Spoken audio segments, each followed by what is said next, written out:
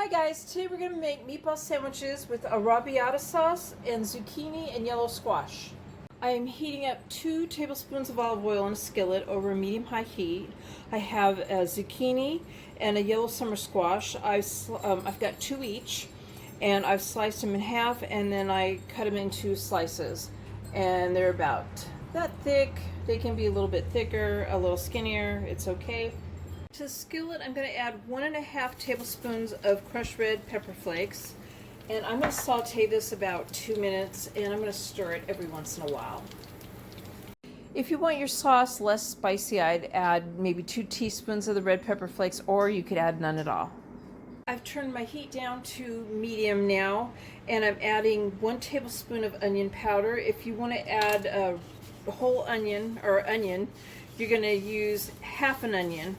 Chopped onion, and 1 tablespoon of onion powder is equal to half of a chopped white onion. I'm going to stir this around and heat it up for just a second.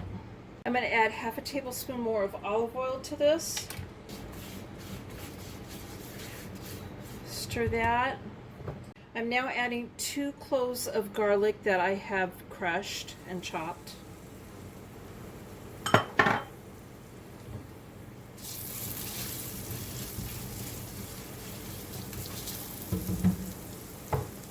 And I'm going to add my yellow squash and my green zucchini. I'm going to toss this around and coat it, and I'm going to saute this about 2 minutes. Add 1 tablespoon of dried basil, 1 28-ounce can of tomato sauce, 1 28-ounce can of diced tomatoes with the liquid, tablespoon of dried oregano, 1 teaspoon of salt, and 1/2 teaspoon of sugar, granulated sugar. Added half of a 32-ounce package of frozen meatballs.